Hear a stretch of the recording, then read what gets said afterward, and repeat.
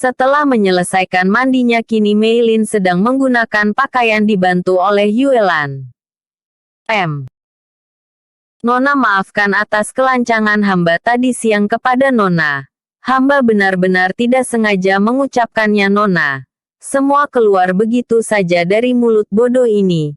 Sesal Yuelan yang sedang meminta maaf kepada Mei Lin. Lupakan, jawab Mei Lin. Baiklah Nona. Terima kasih, balas Yuelan yang mengerti arti kata lupakan itu adalah bahwa nonanya telah memaafkannya dan begitulah cara Mei Lin memaafkan Yuelan sedari dulu. Apa sudah selesai? Tanya Mei Lin. Sudah Nona. Anda sudah sangat cantik, ucap Yuelan. Kalau begitu ayo kita segera keluar. Aku sudah lapar, ucap Mei Lin beranjak keluar dari kamarnya. Yuelan mengikuti langkah Mei Lin. Sesampainya di tempat makan favorit Mei Lin yang berada di dekat kolam ikan kesayangannya, Mei Lin dikejutkan dengan kedatangan Sulanling bersama Kaisar Huanzi. Mei Lin pun mengeritkan dahinya bukan karena kedatangan Sulanling melainkan kehadiran Kaisar Huanzi di kediamannya. Apa yang sedang kau lakukan di sini Gege? Tanya Mei Lin. Hoho, apakah sekarang aku harus memberikan alasan dulu untuk mengunjungimu adikku yang cantik? Jawab Sulanling.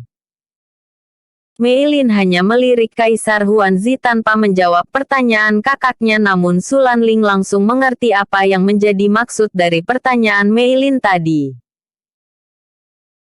Oh ya, aku ingin makan malam bersamamu di kediaman Sakura karena kita sudah lama tidak makan bersama di sini, juga aku merindukan masakan bibi Siusi dan aku tidak mungkin membiarkan Kaisar Huan makan sendiri di kerajaan, maka dari itu aku mengajaknya juga kemari.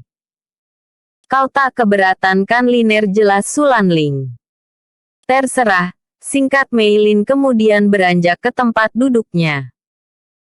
Sulanling hanya menggelengkan kepalanya dan menyusul Mei Lin duduk beserta Kaisar Huanzi. Marilah Kaisar Huan, kita duduk, ajak Sulanling. Baiklah, jawab Kaisar Huanzi.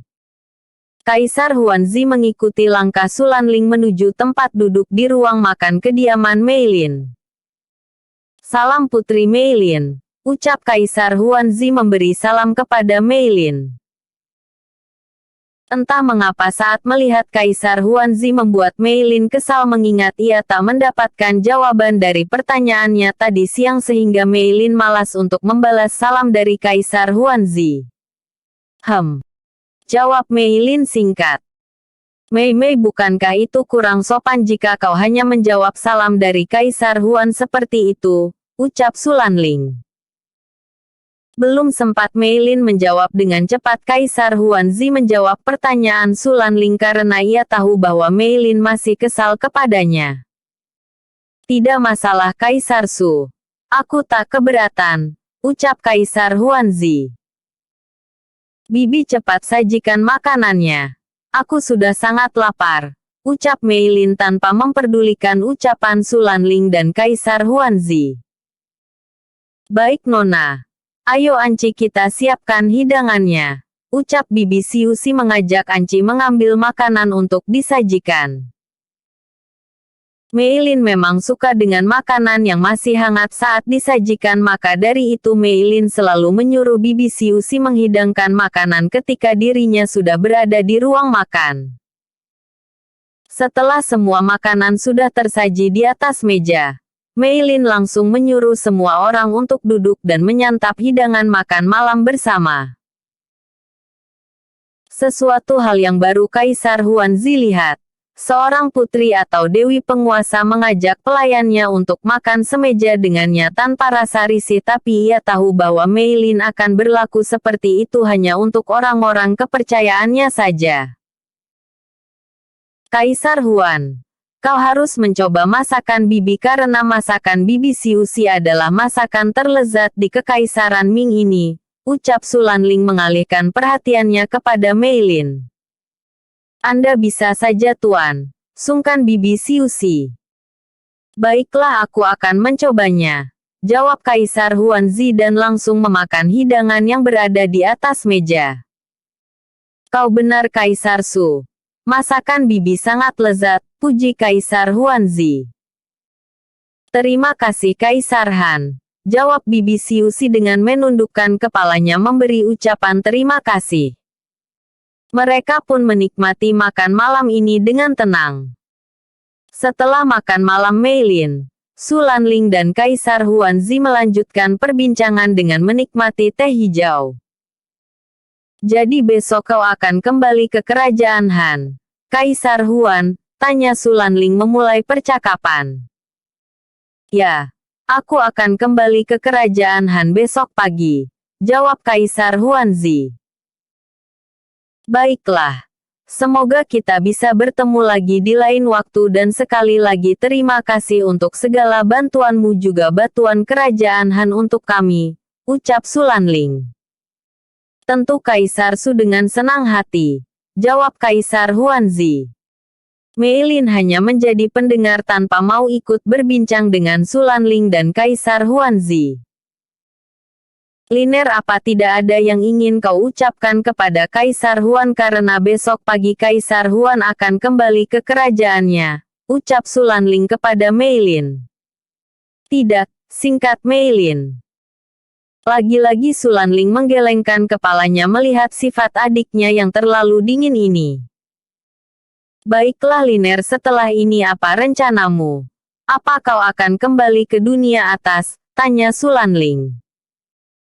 Sepertinya begitu Gege, tapi aku hanya akan berkunjung sebentar lalu kembali ke dunia bawah lagi, jawab Meilin. Kenapa Anda kembali ke dunia bawah lagi Putri, bukankah Anda harus memimpin dunia atas? Kini Kaisar Huanzi yang bertanya. Entahlah, aku belum siap jika harus menetap di sana dan memimpin dunia atas, jawab Meilin. Tak apa, segala keputusanmu akan aku terima dan aku akan selalu mendukungmu Liner, ucap Su Lanling. Terima kasih Gege, balas Meilin. Mereka berbincang hingga larut malam. Sudah larut sekarang, pergilah tidur Liner. Aku dan Kaisar Huan akan kembali, ucap Su Lanling sembari membelai rambut Meilin. Baiklah Gege. Selamat malam, jawab Meilin. Selamat malam Kaisar Han, lanjut Meilin. Selamat malam Putri. Selamat beristirahat, ucap Kaisar Huanzi. Meilin pun kembali ke kamarnya dan kedua pria itu juga telah kembali ke kediaman masing-masing. Episode sebelumnya 50. Episode berikutnya 52. Semua berjalan dengan baik. Tidak ada hal buruk yang terjadi selama 1 tahun ini di dunia atas maupun dunia bawah. Meilin masih berada di kerajaan Ming, namun dia juga sering mengunjungi dunia atas. Meskipun para dewa dan dewi dunia atas selalu meminta Meilin untuk tinggal, namun Meilin selalu menolak karena ia belum siap jika harus memimpin dunia atas. Meilin masih ingin bebas.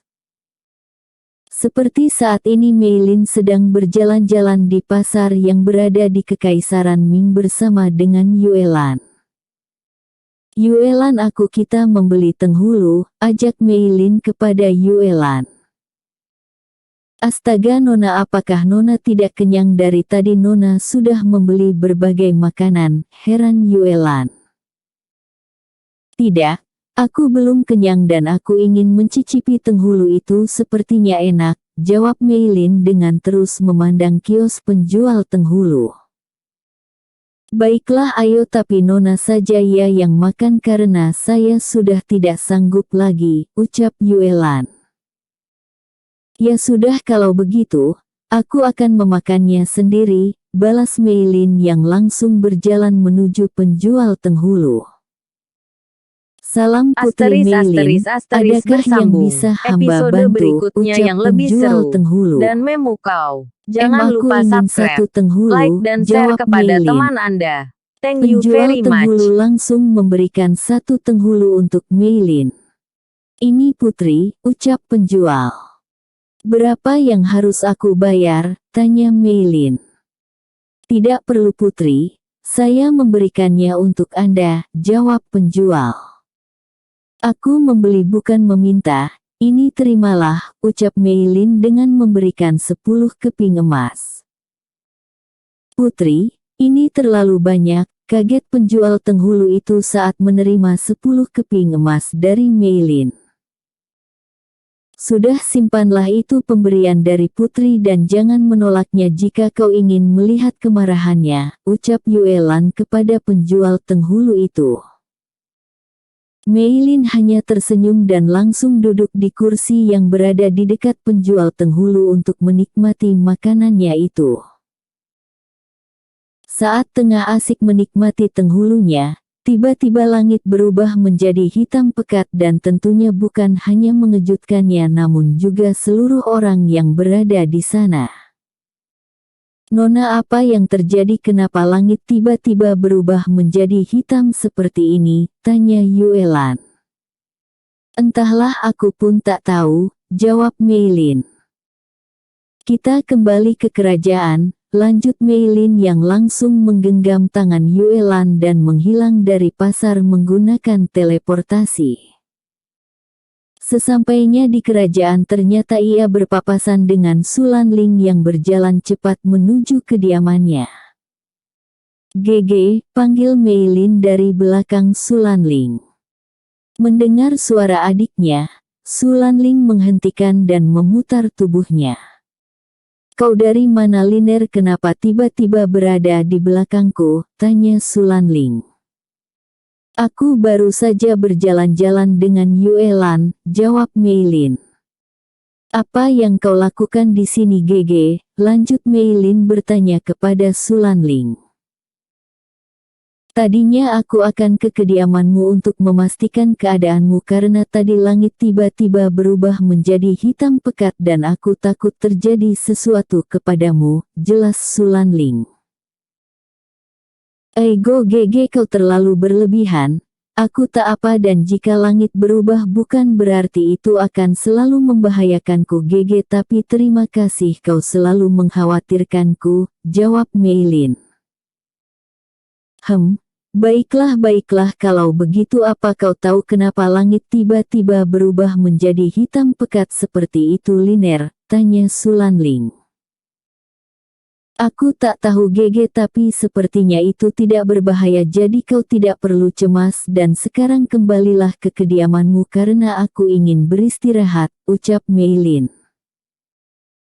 "Apa kau mengusirku, Mei? Apa kau tidak mempersilahkanku untuk berkunjung ke kediamanmu dan menikmati teh hijau buatan Bibi Siusi?" tanya Sulanling. "Ya anggap saja begitu. Aku pergi dulu Gege, sampai jumpa," balas Meilin sembari berjalan santai meninggalkan kakaknya yang terheran dengan tingkahnya. "Feng, kau lihat itu, adikku yang aku khawatirkan hingga berlari kemari untuk memastikan keadaannya malah mengusirku tanpa mempersilahkanku berkunjung ke kediamannya," kesal Sulanling. "Kalau begitu mari kita kembali Kaisar," ucap Feng datar. Sulanling menoleh ke arah Feng dengan tatapan kesal karena Feng hanya menanggapi dengan kalimat yang menyebalkan menurutnya. "Cek, kau sama saja dengannya," kesal Sulanling yang berjalan cepat meninggalkan Feng. Sedangkan Meilin yang telah berada di kediamannya langsung berencana pergi ke dunia atas untuk mencari tahu apa yang terjadi. "Yuelan, aku akan pergi ke dunia atas jika Gege mencariku bilang saja aku sedang beristirahat dan tak ingin diganggu," ucap Meilin. "Baik Nona," jawab Yuelan. Seketika setelah mendengar jawaban dari Yuelan, Meilin menghilang meninggalkan dunia bawah menuju dunia atas. Kini Meilin telah sampai di dunia atas dan benar saja semua dewa dan dewi ternyata telah berkumpul di aula kerajaan surgawi milik Meilin. Meilin yang telah berada di singgasannya langsung mendapat penghormatan dari semua dewa dan dewi. Salam Dewi Penguasa, ucap mereka serentak. Salam kalian kuterima, jawab Meilin yang setelah menjawab salam dari para dewa-dewi langsung duduk di singgasananya diikuti semua dewa-dewi yang duduk di kursinya masing-masing. Bisa kalian jelaskan tentang apa terjadi, tanya Meilin. Menjawab Dewi, perubahan warna yang terjadi pada langit hari ini menandakan kebangkitan dewa kegelapan dengan ditandai perubahan langit yang menjadi hitam pekat seperti itu Dewi, jelas Dewa Matahari. Dewa kegelapan, gumam Meilin yang masih bisa didengar oleh semua dewa dan dewi. Benar Dewi, dahulu kala saat peperangan yang terjadi antara Anda dengan Raja Iblis di saat Anda mengorbankan diri Anda untuk mengurung Raja Iblis itu Dewa Kegelapan juga membantu Anda membuka portal keabadian hingga membuat Dewa Kegelapan juga ikut musnah bersama dengan Anda Dewi, kini Dewi Bunga yang menjelaskan kepada Meilin. Jadi intinya Dewa Kegelapan juga memiliki takdir yang sama denganku yang akan terlahir kembali, ucap Meilin yang menyimpulkan jawaban dari penjelasan kedua dewa dan dewi tadi.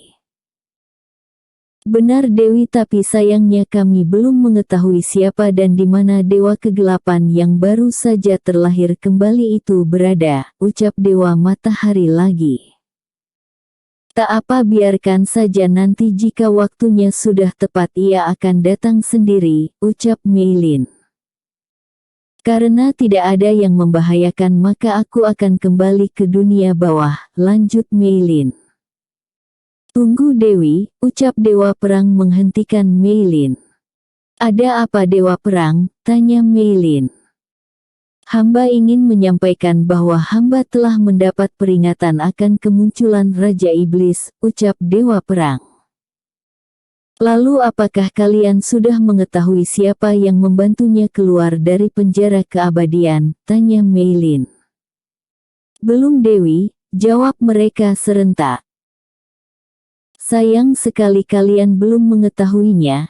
Cepat cari tahu karena kita tak pernah tahu antara kawan dan lawan, ucap Meilin dengan nada santai namun memiliki arti tersendiri bagi seseorang yang berada di sana.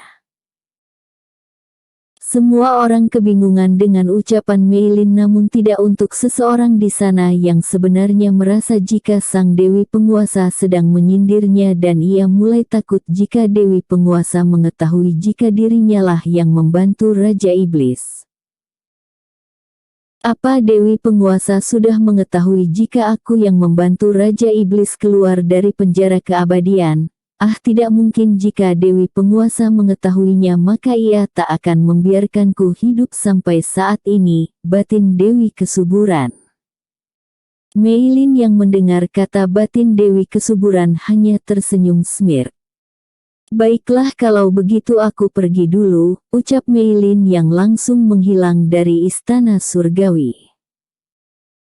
Meilin tak langsung kembali ke kerajaan Ming namun ia langsung menuju ruang dimensinya karena ia ingin berendam di air surgawi. Salam yang mulia, hormat Phoenix dan Hansi bersamaan. Bagaimana kabar kalian berdua, ucap Meilin. Kami berdua baik yang mulia, bagaimana dengan Anda, jawab Hansi. Kalian tahu keadaanku, jawab Meilin santai sembari berjalan menuju air terjun surgawi. Mendengar jawaban Meilin membuat Hansi dan Phoenix menggelengkan kepalanya. Ya jika begitu sama saja dengan kami yang mulia, tanpa kami menjawab pun Anda sudah tahu, lalu kenapa bertanya, batin Hansi. Astaga yang mulia, benar-benar Dewi yang aneh, batin Phoenix. Aku mendengar umpatan kalian, ucap Meilin yang sedari tadi mendengar suara batin Phoenix dan Hansi. Maaf yang mulia, ucap keduanya serentak. Pergilah kalian, aku ingin berendam dan ya Phoenix tetap awasi pergerakan Dewi Kesuburan dan Raja Iblis, ucap Meilin. Baik yang mulia, jawab Phoenix. Hansi, apa kau sudah tahu siapa Dewa Kegelapan? Tanya Mei Lin. Belum Yang Mulia, hamba rasa Dewa Kegelapan sengaja menyembunyikan jati dirinya, jawab Hansi. Singkat Mei Lin. Akhirnya kedua spirit beast itu pergi meninggalkan Mei Lin yang sedang berendam di air surgawi. Episode sebelumnya 51. Episode berikutnya 53. Terpopuler.